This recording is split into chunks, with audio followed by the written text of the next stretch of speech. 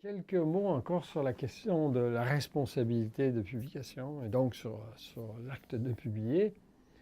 Euh, j'ai parlé donc de publications liées à l'enseignement. Il y en a peut-être une que faut peut-être pas oublier. C'est que j'ai fait un petit livre sur demande dans la collection Profession, publié par les presses de l'Université de Montréal en 2008, qui s'appelle Profession géographe. J'ai une petite plaquette de 75 pages.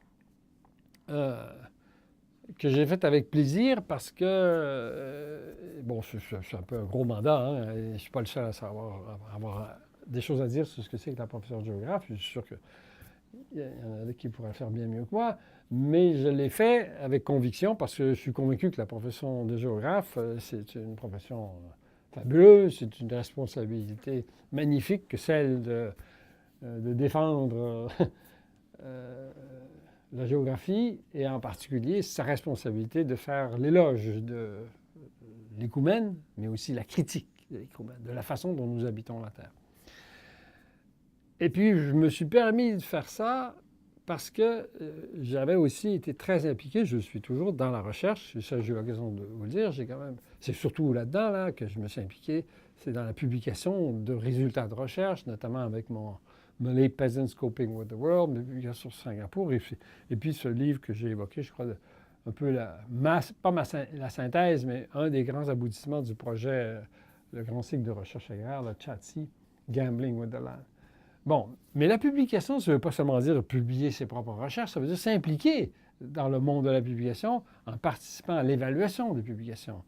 Donc, tant sur des comités de lecture pour un certain nombre de revues, ça je l'ai fait pour une dizaine de revues au fil des années, de façon active, je veux dire, permanente, à titre de membre des comités de rédaction de revues, puis occasionnellement parce que des revues envoient des livres, on reçoit des articles, des manuscrits d'articles ou parfois des manuscrits de bouquins évalués. Ça fait partie des responsabilités, vous savez, qui est tout aussi importante, je crois, que de publier ses propres recherches, c'est de donner son avis neutre à des éditeurs pour qu'ils choisissent ou publient ce qu'il y a de mieux.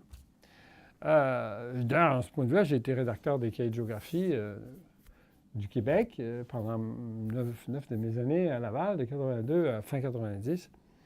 Et c'était pour moi une expérience que je n'oublie pas. C'est une responsabilité énorme que de recevoir des articles, puis bon, de les envoyer à des gens qui vont les lire, de faire la synthèse de ces lectures-là, puis de statuer sur la suite. Est-ce qu'on l'accepte? Est-ce qu'on demande des révisions? Est-ce qu'on publie intégralement? Etc. Ça aussi, ça fait partie des responsabilités d'un universitaire qui s'embarque à plein, quoi. Et surtout, faire publier les étudiants. Dès qu'ils sont capables, dès qu'ils ont le moindre talent, il faut les inciter, les encourager à plonger, à publier. Dès qu'ils ont de talent, s'ils n'en ont pas, ça arrive, qu'il y en a qui ont beaucoup de peine à écrire. Et ça a toujours été une grande préoccupation pour moi, d'essayer d'inciter les gens, les étudiants, je dirais les gens parce que aussi des collègues, à investir dans la qualité de leur écriture. La qualité de la parole, dite et écrite, elle est fondamentale dans notre monde, dans notre vie à nous en tant qu'universitaires. Et ça, c'est quelque chose dans lequel je me suis, je crois, beaucoup impliqué. Bon, j'ai dit tout à l'heure publier et parler ou parler et publier. Parce que parler, c'est pas donc seulement parler à l'intérieur des murs de la Tour d'Ivoire ou du campus universitaire, c'est parler publiquement. Bon, ça, les universitaires ne sont pas tous du même avis. Il y en a qui font un travail formidable dans leurs publications scientifiques, puis tant mieux. Et qui ne considèrent pas qu'il est nécessaire de sortir de extramuros et de contribuer au débat public. Moi, ça m'a pris du temps, pas si longtemps que ça, mais une bonne dizaine d'années avant de me rendre compte que oui, c'était une responsabilité. Et dès les années 80, j'ai commencé à m'impliquer en donnant des entrevues à des journaux, en m'impliquant dans des émissions, en répondant à des questions dans des émissions radiophoniques ou tranquillement télévisuelles, jusqu'à ce que je fasse un cours qu'on me demande de mettre sur bobine, en quelque sorte, mon cours télévisé, mon cours amphi, Le Monde à la carte, la direction de l'enseignement, je ne sais pas comment ça s'appelait, l'enseignement à distance de l'Université Laval, qui était à ce moment-là dirigé par quelqu'un que je connaissais bien, Denis Grenier, parce que ça n'avait pas été lu, je crois que je n'aurais jamais accepté. C'est quelqu'un pour lequel j'avais beaucoup d'estime, qui était un historien de l'art que j'avais connu dans une autre vie. Il était à ce moment-là en études en pharmacie à Bordeaux en même temps que moi, mais il était plus avancé, il faisait son doctorat. Puis il est venu me convaincre de participer à cela parce qu'il disait, bon, tu es capable de parler à une caméra. Je n'en étais pas convaincu. Bon, en bref, j'ai fait ce cours-là, je l'ai mis en bobine, 13 heures de cours, 13 leçons sur chacune des grandes régions du monde, parce qu'on le découpe en fonction du curriculum de 13 semaines. Et en 90, bon, et puis je pense que je peux dire que ça a marché, le cours a fonctionné. Il y a beaucoup de gens qui se sont inscrits formellement, qui ont passé l'examen. À l'époque, les gens pouvaient aller les passer en salle, c'est-à-dire que c'est surtout, bien sûr, des gens au Québec qui suivaient cela. Ils pouvaient aller suivre les cours, passer les examens. Il y avait divers points à travers le Québec où les gens pouvaient aller passer des examens. Ben, enfin, mais c'est surtout que ce cours-là était à la fois, bien sûr, le cours d'amphi qui s'adressait aux étudiants, mais on l'avait concocté, si je puis dire, illustré, bien sûr, parce que là, c'était l'avantage du cours en amphi, c'est qu'on pouvait faire de l'infographie, des cartes, des illustrations, des photos, et de plus en plus de la cartographie dynamique, parce que je l'ai encanné, comme on dit en Québec, 3 fois, en 90, en 95 et en 2000, je les ai refait. Toutes les leçons 3 fois, pour le grand public, le rendre assez accessible. J'en ai pas fait, je crois, on n'en a pas fait un cours, je crois, QQ ou insignifiant, on en a fait un cours de nature universitaire, mais dans un langage. Je parle du langage télévisuel, puis le vocabulaire que j'utilise, accessible. Et bon, je n'entrerai pas dans les détails, mais les codes d'écoute ont été plutôt bonnes, très bonnes. En France, on m'a demandé de le faire. Le gars qui, je m'excuse, Victor, le fils de Paul-Émile Victor, qui a monté en France le cours Le dessous des cartes. On s'était rencontrés, il vivait sur une péniche sur la Seine, depuis le début des années 90, il avait appris que j'avais fait ce cours-là. Puis on a littéralement discuté de la possibilité de le faire ensemble, à la fois pour la France et à partir de Laval et pour le public français. Bon, pour des raisons de bureaucratie lavalloise, ça n'a pas marché. C'est un peu dommage, mais peu importe, le TV5 International a diffusé le cours Le Monde à la carte que j'avais fait à Laval, qu'il a donc diffusé à travers le monde. Enfin, tout ça pour dire qu'un enseignement universitaire peut déboucher sur un enseignement public qui est accessible. Puis les indicateurs que ça a été accessible sont nombreux. Je vais en donner un très personnel. Quand je suis arrivé ici à l'Université de Montréal en 2002, donc ça faisait 12 ans que ce cours-là tournait sur les ondes, et il a tourné jusqu'en 2006. Il a été diffusé par TV5 et surtout par le Canal Savoir. Puis il y avait des diffusions 3 ou 4 fois par année, l'hiver, l'automne, 3 fois, je crois, l'été, 3 trimestres en quelque sorte. Et donc, il y a beaucoup de gens qui l'écoutaient et il passait sur diverses plages horaires. Il passait notamment tard le soir. Et à Montréal, il m'est arrivé de prendre des taxis assez souvent, notamment pour aller à l'aéroport puis en revenir. Et, écoutez, un chauffeur de taxi sur deux, quand j'entendais, il regardait son miroir, il regardait par son épaule. « C'est vous le professeur d'histoire? » Ou le professeur de géographie, parce que souvent, il disait professeur d'histoire. Ah, puis alors, je disais oui. Ah, ben alors là, il me laissait à me poser des questions. Et ça, bon, honnêtement, ça me touchait, là. C'était pas des intellectuels, là. C'était pas des... Puis, en fait, je dis ça, puis souvent, vous savez, les chauffeurs de taxi à Montréal, c'est souvent des gens qui viennent d'Europe centrale ou d'Afrique du Nord. Ce sont des gens qui ont des études universitaires. Mais peu importe. Je veux dire, ces gens-là... pourquoi les chauffeurs de taxi? C'est que j'ai découvert ces gens-là pendant leur temps libre, le soir, entre 2 chiffres, ou avant d'aller se coucher. Il y en a qui me disaient, avant d'aller me coucher, j'écoute votre cours. Ben, je disais, ça vous endort? Oh non, c'est parce que j'ai besoin de relaxer, j'ai besoin... Bon. Et surtout, il me posait des questions qui montraient qu'il l'avait suivi, qu'il écoutait le cours. Puis j'ai bon, bien d'autres témoignages. Bon, ça, c'est peut-être un peu mesquin de parler de cela ici, mais je sais que le cours a été suivi. Encore aujourd'hui, il y a des gens qui m'en parlent, tant mieux. À un point tel que des fois, je me demande, bon sang, est-ce que c'est ça que j'ai fait le plus important dans la vie? Comme géographe, enseigner à la télé? Bon, sans doute pas, mais j'ai l'impression que ça a été utile. Et plus... ce qui me frappe alors, actuellement dans le monde, le rôle de l'ignorance et l'exploitation de l'ignorance, est-ce que j'ai besoin d'en parler? l'actualité américaine, l'actualité québécoise, l'incroyable ignorance à l'endroit de l'islam au Québec, ça m'impressionne. Et je me dis, bon, on sent que c'est important de faire déborder l'enseignement universitaire hors les murs. Bon. Et pas seulement l'enseignement, la participation à ce que j'appelle les travaux des médias. Parce que, parallèlement à cette implication dans l'enseignement télévisé, j'ai été souvent amené à témoigner dans des émissions d'affaires publiques, dans des émissions où on me demandait d'expliquer ce que c'était que la géographie. Pendant la guerre du Golfe, j'ai fait 2 séries à la radio et à la télévision, la première guerre du Golfe, pour expliquer un peu ce qui se passait en Irak. Ce que c'était que l'Irak, c'est pas n'importe quoi, hein, c'est la Mésopotamie. Bon, je ne sais pas quelle occasion d'expliquer ce que c'est que la Mésopotamie. Quelle occasion d'expliquer ce que c'est que l'héritage du bassin du Tigre et de l'Euphrate. Héritage non seulement architectural, culturel, linguistique, etc., civilisationnel. Puis aussi, donc, d'en profiter pour parler des religions monothéistes, des croisements de cultures et l'extraordinaire complexité et profondeur de l'histoire de cette région du monde que l'on explique de nos jours sans carte, sans référence historique. Il y a 3 articles par jour dans tous les journaux du monde sur la Syrie et l'Irak. Il n'y a jamais de carte, il n'y a jamais d'évocation des... On parle de Palmyre sans que les gens sachent ce que c'est. Il faut que les universitaires, les géographes en particulier, notamment en tout cas, parce que je ne presse pas que pour ma discipline, vous savez, moi je défends la géographie comme un anthropologue devrait défendre l'anthropologie, comme un entomologiste devrait montrer à quel point l'entomologie est fondamentale pour comprendre l'écologie de la planète. Hein?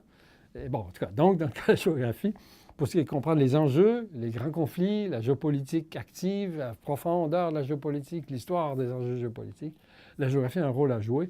Et j'ai essayé, pour ma part, très souvent, de le montrer en m'impliquant, en répondant à des questions. Parfois, où on me demande d'expliquer des choses très complexes en 5 minutes, ça, j'avoue, je déteste et je refuse la plupart du temps. J'essaie de m'assurer qu'on va me donner un petit 10-15 minutes pour expliquer pourquoi et quelles sont les conséquences de tel tsunami, de telle éruption volcanique ou de tel conflit. Encore une fois, parce qu'on devrait peut-être toujours dire non, on devrait dire, écoutez, donnez-moi 1 heure, mais c'est pas réaliste, ça n'existe plus, 1 heure, sauf bien sûr dans des émissions spécialisées, scientifiques, mais dans ce qu'on appelle les nouvelles ou les réseaux d'information, où on abuse, on veut des spots, on veut expliquer en 3 minutes telle ou telle chose, on ne peut pas non plus s'attendre à ce qu'on passe 1 demi-heure sur tel événement, sur tel coup d'État, sur tel renversement ou sur telle élection. Mais on peut quand même donner un peu de temps aux universitaires pour contribuer. Et bon, je sais qu'il y a beaucoup d'universitaires au Québec, à l'UQAM, à l'Université de Montréal, notamment à Sherbrooke, Sami Laoune, etc. Il y a des gens qui ont vraiment une contribution essentielle à fournir au grand public, ce qu'on appelle le grand public, à prendre la parole et donc à collaborer avec les médias pour le meilleur et non pas pour le pire, c'est-à-dire pour ne pas simplifier les enjeux, pour les mettre en contexte et pour contribuer à la conscience publique. Ça, c'est fondamental. Et je crois que pour moi, c'est quelque chose dont j'ai découvert l'ampleur au fil des années. Et ça s'applique aussi à des enjeux de plus longue durée. Je veux dire, pas nécessairement, il ne faut pas seulement expliquer les trucs immédiats. Je reviens à l'agriculture. Les grands enjeux agricoles, le grand discours qui consiste à dire il faut cultiver plus parce qu'on est bientôt on sera 10 milliards, c'est de la foutaise. Il y a 7,4 milliards d'habitants à l'heure où on se parle, ou peut-être un peu plus. On n'atteindra jamais 10 milliards, à mon sens. Et puis on produit déjà assez pour nourrir 10 milliards. Ça, on ne nous le dit pas. La FAO ne le dit pas, ça. Puis les multinationales ne le disent pas, la Banque mondiale ne le dit pas. Puis beaucoup de chercheurs ne le disent pas, soit parce soit parce qu'ils ne le savent pas, soit parce qu'ils mentent. Parce qu'ils souscrivent au discours qui dit regardez, là, dans telle région du monde, on ne produit pas assez, la sécurité alimentaire. Alors c'est nous qui allons, nous, les pays industriels, on va produire, on va leur casser leur capacité de production, on va faire ce qu'il faut faire pour eux, puis eux autres, ils vont perdre la capacité de produire. C'est une vieille histoire, ça fait des décennies que ça dure, ça. Il faut la contrer, cette histoire-là. Il faut montrer que c'est faux. Il faut montrer que la grande agriculture, elle ne joue pas le rôle qu'elle doit jouer. Au contraire, elle tue l'agriculture parce qu'elle surproduit et qu'elle ne réussit ses profits que parce qu'elle surproduit, parce qu'elle repose sur la capacité de gaspillage. C'est là qu'on me suit.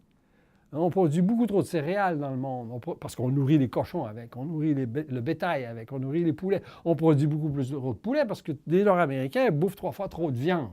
Hein? Je n'exagère pas quand je dis ça. Ça a toutes sortes d'implications sur les coûts de la santé. Et puis, ils en bouffent trop, notamment pour des raisons d'éducation. Alors, quand on a un gouvernement qui investit beaucoup moins dans l'éducation, sous prétexte qu'il a besoin d'économiser, il n'a rien compris. Il se fout de notre gueule. Hein? Les gens éduqués sont beaucoup moins malades, c'est démontré. Plus les gens s'éduquent, plus ils font attention à ce qu'ils mangent, plus ils comprennent que tel ou tel mode de vie, pas seulement pour les riches, est néfaste, ou l'inverse, telle ou telle forme de consommation. Sauf que les pauvres ne peuvent pas consommer des choses qui coûtent plus cher. Mais sauf que ce qui est important, monsieur, le rôle de l'universitaire, c'est de faire comprendre des choses aussi essentielles que la surconsommation, elle est possible parce que les multinationales, les grandes entreprises sont les seules à pouvoir casser les prix, à pouvoir vendre des choses à un prix à peine coûtant. Parce qu'ils en fournissent tellement qu'ils font assez de profit pour accumuler, mais pour casser le marché, pour empêcher les petits producteurs. Parce que s'ils payaient tous leurs coûts, une voiture dans notre société, par exemple, une petite Civic, ça devrait coûter 125 000 $, pas 25 000 $. Parce que le coût social de la production, le coût environnemental à 25 000, en fait, il n'est pas là, il est de 125 000. Il y a un seul pays qui vend les voitures à leur vrai prix, c'est Singapour. Où justement une Civic, c'est connu ça, une Honda Civic, ça coûte à peu près 125 000. Parce que le gouvernement met 100 000 $ de taxes dessus, ou un peu plus, pour que les gens payent tout. Parce que nos sociétés fournissent des infrastructures aux voitures. Tout le monde les paye. Ben non, c'est ceux qui les ont achetés qui devraient les payer. Et ça s'applique à la bouffe. Je reprends des exemples que je donne dans mon enseignement. La crevette. La crevette, c'est comme du caviar. Ça coûte bien trop cher à produire. Mais on les donne parce qu'on les produit en détruisant l'environnement. On détruit les mangroves du monde pour produire des crevettes pas chères de façon industrielle. Alors, les gens qui bouffent des crevettes, je ne sais plus à combien ça leur coûte chez moi, chez Walmart ou Costco, peut-être 10, 15, 25 cents la crevette, ça devrait coûter 10 $ la crevette. Il n'y a personne qui en mangerait, sauf les riches. Rien qu'eux qui mangent du caviar. Rien qu'eux qui voyagent en hélicoptère. Et même chose, voiture, il ne devrait pas y avoir 8 voitures pour 10 habitants ou 9 pour 10 habitants comme aux États-Unis, puis 7,5 comme ici ou 8 en France pour 10. C'est ça, là. Aux États-Unis, il y a une voiture par tête de pipe. Est-ce que c'est nécessaire? Jamais de la vie. Bon, tout l'argent qu'on met là-dedans, ça devrait aller dans la production de services publics, de services collectifs, de modes de transport collectif. On dit ça casse l'emploi. Ça ne casse pas l'emploi. On déplace les emplois. On met les emplois dans la reconstruction de ce que l'on détruit, la reforestation, le réassainissement des eaux, les minières qui fichent le camp d'un site minier sans payer le 10 milliards de dégâts qu'ils ont fait, c'est l'État qui les paye. Bien, si on les mettait, ils étaient obligés de le mettre dans le prix du fer, ça irait dans le prix de l'acier, ça irait dans le prix de la bagnole, on aurait besoin de moins de bagnoles. Et l'autobus qui coûterait non pas 100 000, mais 200 000, au moins, il serait quand même rentable, lui, parce qu'il y a 30 fois plus de gens qui utiliseraient les 30 fois plus d'autobus qui rouleraient. Vous voyez, tout est lié. Hein?